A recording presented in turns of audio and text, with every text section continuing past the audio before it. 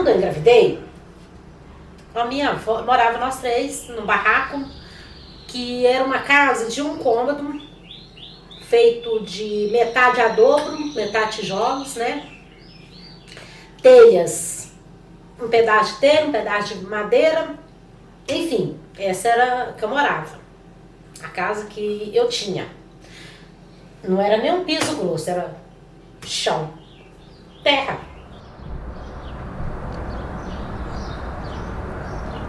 Namorar, casar, ter filho, depois do casamento, propaganda da margarina, aquela coisa de, tipo assim, perfeita, né? Porque na verdade, eu sempre quis ser mãe. E eu gosto da função ser mãe. Eu só não imaginava que teria meu primeiro filho no meio da faculdade e uma outra no meio de uma pandemia.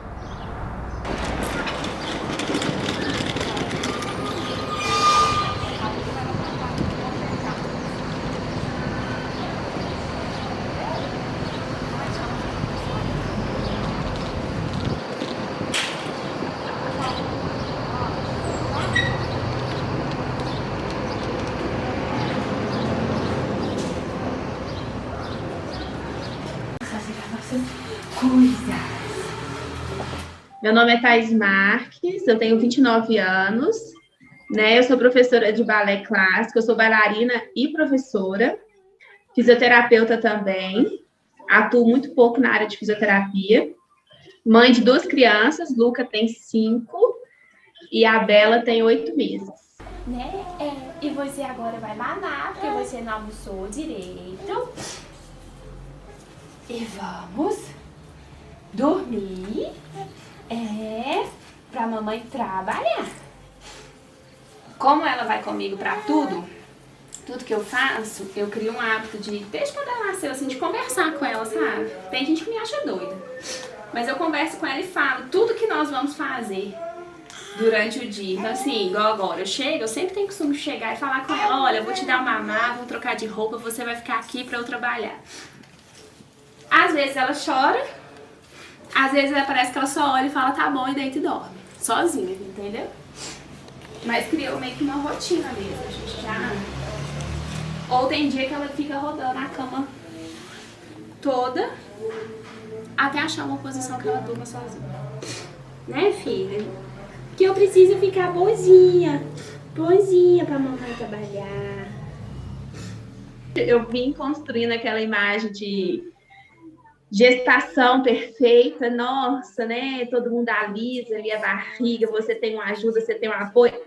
É como se a gestação não doesse, aí você descobre que a gestação é uma tortura, 24 horas. A maternidade começa na gestação sendo insuportável.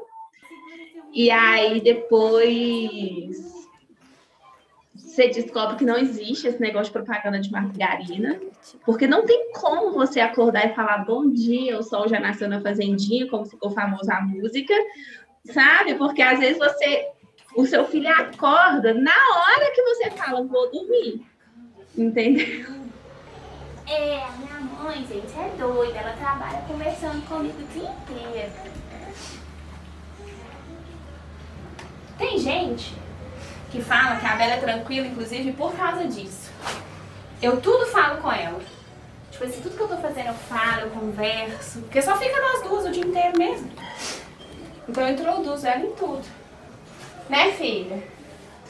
Quando eu engravidei do Luca, eu tinha recém entrado na faculdade de fisioterapia, tinha voltado a morar em Belo Horizonte, que eu tinha largado a companhia de dança no Rio de Janeiro por causa dessa lesão que eu tinha tido. Então, eu estava recomeçando a minha vida, de fato, profissionalmente, estudos e etc. e tal. Então, e nessa época eu morava num apartamento que era da minha mãe, só que minha mãe foi embora, minha família não é daqui. O pai dele falou assim comigo: esse filho não é meu, porque ele me mostrou que tinha um documento no registro médico que ele também não poderia ter filho. Aí eu falei assim: olha, então, é seu? Aí ele: não é. Então, como eu descobri com quase 4 meses, eu passei o resto da minha gestação toda absolutamente sozinha, sem mãe, sem nananã.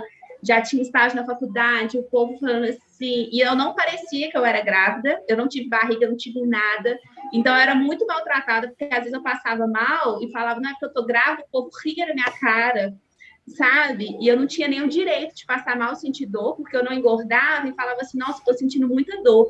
Aí eu falava assim, é fresca, tá vendo? Porque as mulheres de antigamente, que não sei o que, nanana, e eu chorava, eu falava assim, gente, esse negócio é horrível.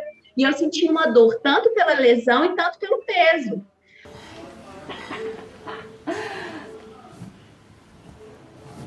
Meu nome é Renata, 49 anos, doméstica e tenho 2 filhas.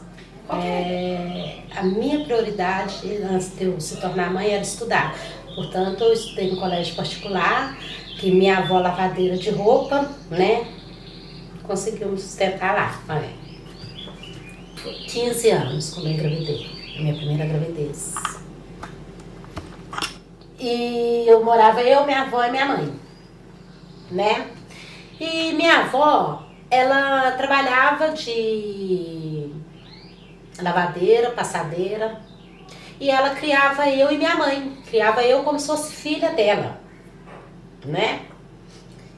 Minha mãe muito nova, né, também, que ela também engravidou também e ficou mãe solteira, né, que eu sou filho de...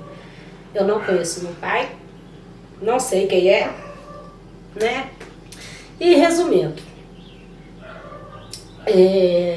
a gente tinha uma vida muito humilde, mas humilde mesmo.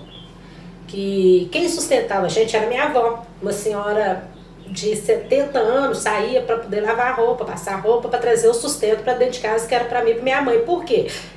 E mesmo assim minha avó ainda conseguiu colocar eu para estudar.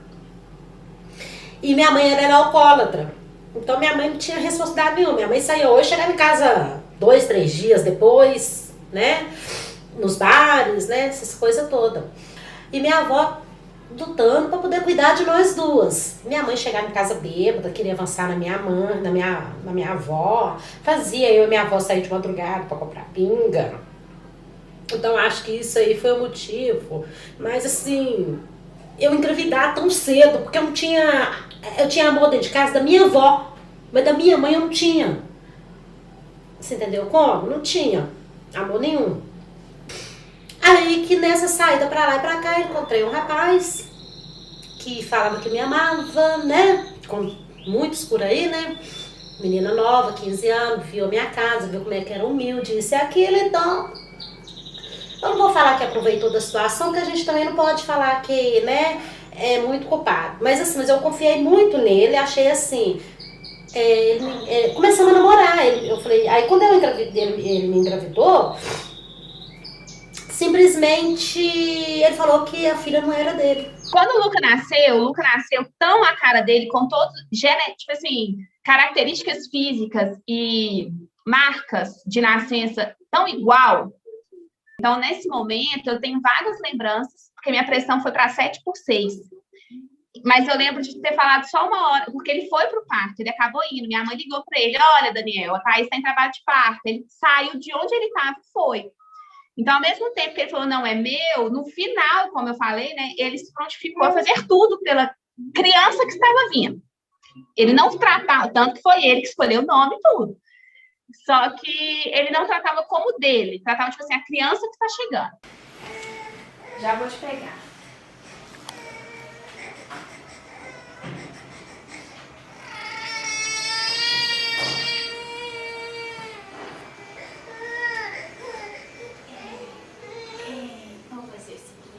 Esse é soninho. É soninho.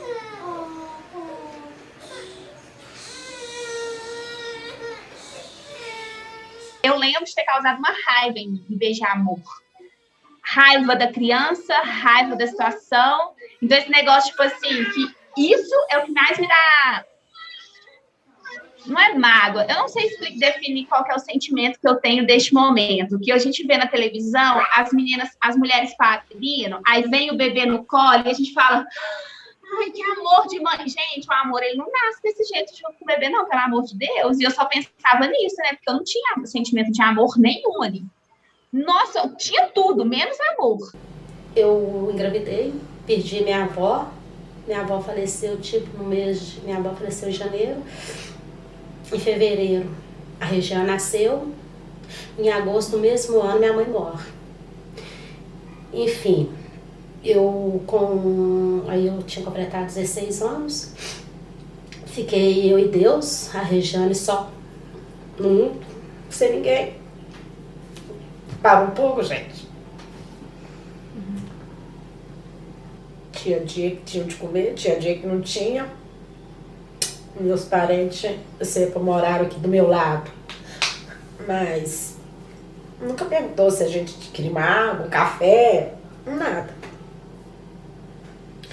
Então, o dinheiro que minha avó, né, tadinha, tinha, foi o que deu pra mim sobreviver um tempinho e correr atrás.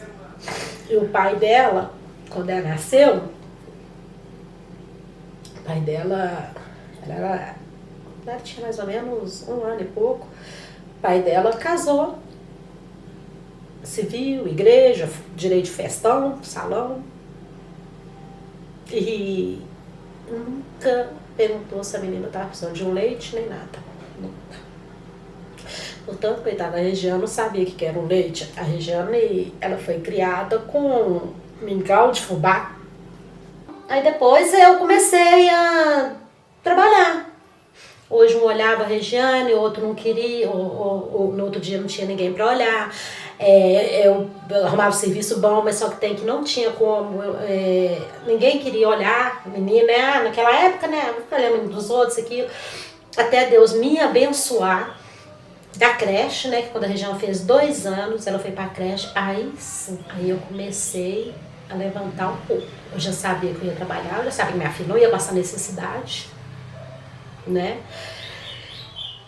E foi daí que eu comecei, trabalhava lá, trabalhava cá, lavava uma roupa. Então, assim, isso ainda mexe comigo. Às vezes sim, às vezes não, mas enfim. Então, esse foi a minha gestação. Então, até o Luca ter 3 anos, a minha vida era o seguinte. Eu tinha uma vida, Thaís na faculdade, estudo. Eu não criei amizade na faculdade. O meu lado profissional, dança, social, era uma Thaís que a faculdade não conhecia e muito menos meu filho e minha família. E a Thaís dentro de casa, que passava infinitos problemas familiares e de dona de casa sozinha, porque aí o que acontece? Por mais que o ser humano maior criou esse amor obsessivo pelo filho, na hora do vamos ver, o ser humaninho doente, por exemplo, ficava com quem? Porque a gente não morava junto. E eu tive a minha vizinha que me cuidou, porque eu não tinha mãe, família, nada aqui. Então, qual que era a minha rotina, para vocês entenderem mais ou menos? Eu acordava, fazia faculdade, eu tinha estágio, né, integral, aquela coisa, tudo. Eu acordava às 5 horas da manhã, me ajeitava, o Luca estava dormindo ainda, pegava ele às vezes dormindo, como ele não mamou, deixava na minha vizinha 6 horas da manhã, 6h30 eu já estava no ponto de ônibus para ir para a faculdade. Ia para a faculdade, ia para o estágio, dava aula. Quando eu voltava, já era 10h30 da noite, porque eu usava ônibus e essas coisas. Pegava o Luca 10h30 da noite, 11 horas, na minha vizinha, eu só transferia ele de berço, colocava ele no berço na minha casa. Às vezes ele acordava, às vezes não. Se ele acordava, então eu ficava ali tentando fazer ele dormir de novo até meia-noite. Aí eu ia fazer as minhas coisas, às vezes era a única vez que eu ia de fato me alimentar no dia, então era meia-noite, 1 hora eu dormia, 5 horas começava o meu dia de novo. Isso foi até ele ter uns 2 anos. Ele não sentiu a ausência de mãe e a ausência de amor fraternal, porque ela me colocava na vida dele o tempo inteiro. E também hoje a gente tem a facilidade das redes sociais, né? Do WhatsApp, do vídeo, da foto. Então, o meu filho está acostumado a fazer vídeo desde quando ele é bebê, porque ele foi para casa dela com 40 dias nessa rotina. 40 dias, ele nasceu dia 5 de março. 5 de março as aulas estavam normais. E eu precisava trabalhar, porque se eu não trabalhasse, como que eu ia me sustentar ele, colocar comida?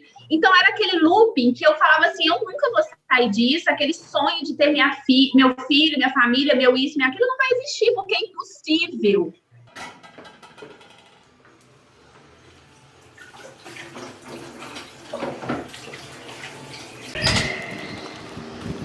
Aí agora a gente entra a segunda figura paterna, que é o Luiz, que é o pai da minha mais nova.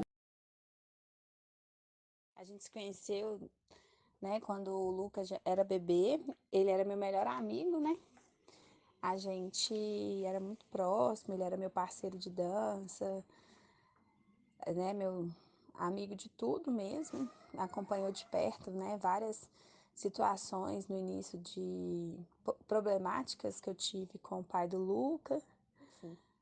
Aí em 2019 a gente começou a namorar sério, né? Já planejamos casamento e tudo, até mesmo porque por mais que a gente não namorava, a gente já se conhecia, a gente era muito íntimo, a gente era muito próximo, nós éramos melhores amigos. Aí a gente, em 2020, por causa da pandemia, a gente acabou antecipando, né? Percebemos que cada um já tinha sua vida, né? Sua casa, aí a gente antecipou morar junto. Eu tinha parado de tomar remédio e não evitamos ter a Bela. A Bela foi planejada, né? Do início ao fim. Só que minha gravidez ela foi muito complicada por causa da lesão que eu tenho. A da Bela foi um pouco pior do que a do Luca. Então, quando foi em dezembro, eu comecei a ter contrações. Até dezembro, nosso relacionamento foi perfeito, né, e tudo. Só que o Luiz, ele teve dificuldade de entender, né? Acho que a vida dele mudou muito rápido. Por mais que ele era louco, apaixonado por mim, acho que mudou muito rápido a questão de, no meio da pandemia, ter uma família, ter responsabilidade, ter uma mulher em casa que estava né, grávida. Em janeiro, o médico pediu para que eu entrasse de repouso absoluto, ele não estava dando conta de lidar com aquela situação. Ele começou a querer ter uma vida de solteiro, mas casado. Quando eu falo ter uma vida de solteiro, não que é envolver com outras mulheres, não, é questão do rolê, sair, sabe? Não entender que eu precisava dele em casa para me ajudar, porque eu não podia fazer esforço, eu não podia fazer nada. O médico pediu que eu ficasse de repouso, senão eu poderia perder a Bela, porque eu já estava sangrando muito, eu estava de 8 meses. Até que o Lucas sofreu um acidente, aí ele teve que ir pro João 23, eu precisei carregar ele. O pai do Luca tava num evento clandestino, então assim, ele acabou vindo correndo quando ficou sabendo que o Luca tava no hospital. E isso foi um problema pro Luiz, por 2 motivos. Primeiro, porque ele achava que eu não tinha que ter carregado o Luca, criou o maior tumulto comigo por causa disso. E outro, porque ele achava que o Daniel não podia pegar o filho por causa de Covid, aquela coisa toda. Que eu não acho que ele está 100% errado, só que a maneira que ele tratou. E o Luca era uma criança ainda. Ele não aguentou tudo isso, largou o casamento, largou o relacionamento, largou a maternidade, né? Tipo assim, eu grávida, e não viveu o resto da gravidez comigo. E aí a Bela nasceu, tudo, ele até participou do parto, foi essencial ele lá. Só que aí hoje a gente vive uma vida onde, tipo assim, ele não é participativo. E tudo que ele sempre reclamou relacionado ao Daniel com o Luca, hoje ele se tornou infinitamente pior em questão de responsabilidade, presença e etc, né? Aí é isso, estamos ainda no trâmite, porque a Bela tem 8 meses só. Porque nós estamos esperando o seu...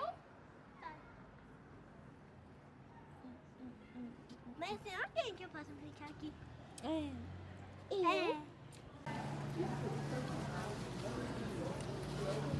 Não, aí da Alice também não foi fácil, não. Foi difícil. Por quê? O que acontece?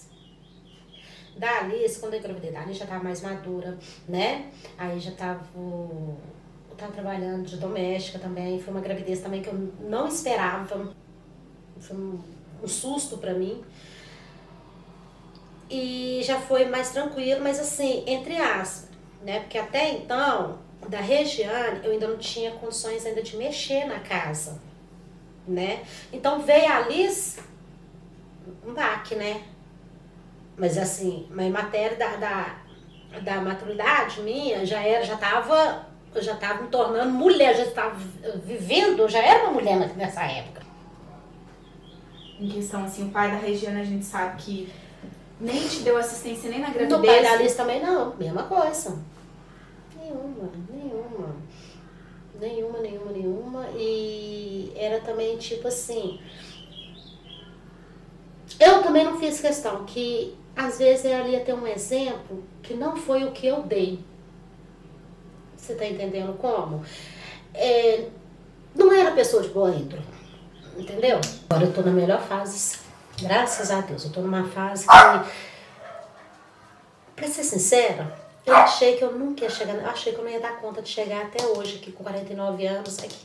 E pra mim poder estar falando isso com vocês, Eu achei que eu nunca poderia estar fazendo uma coisa dessa. Eu achava que eu não ia dar conta. Entendeu? Eu achava que eu não ia dar conta. Hoje eu tô bem, graças a Deus. Alice, né, Regiane, hoje, né, casada, formada. Alice, casada, tá formando, mas tá quase, né? Ainda não formou, mas tá quase. Então hoje eu me sinto assim, hoje eu tô realizada.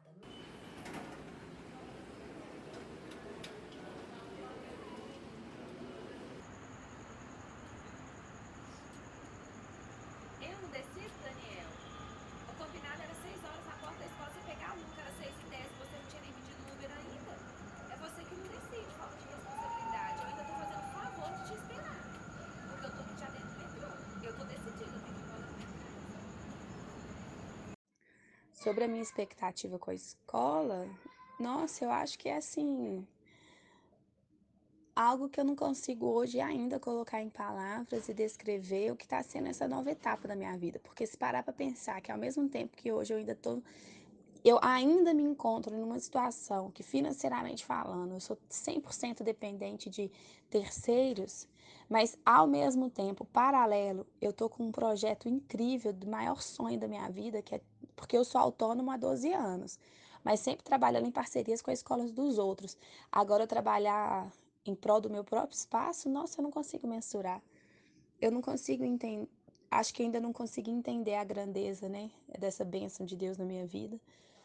Mas eu tô cheia de expectativas, cheia de empolgada mesmo, porque eu sei que eu sou uma pessoa que quando eu coloco a mão em algo para fazer, o negócio dá certo, porque eu sou perseverante, eu não desisto fácil.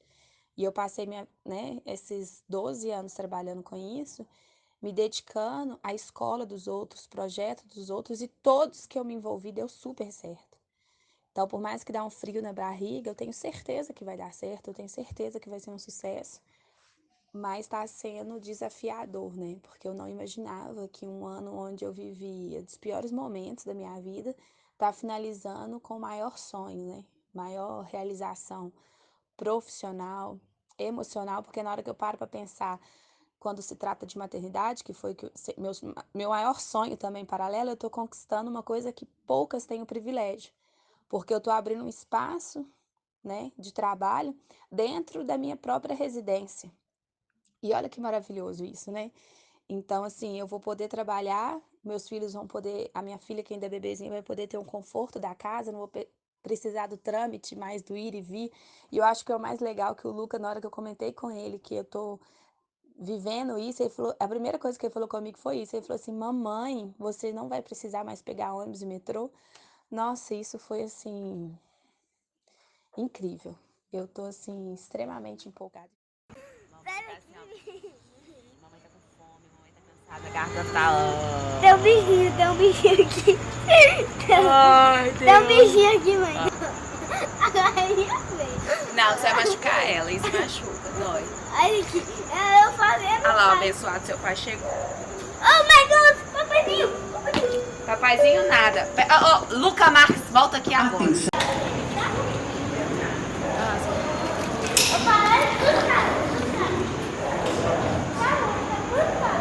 vai deixar os outros ali?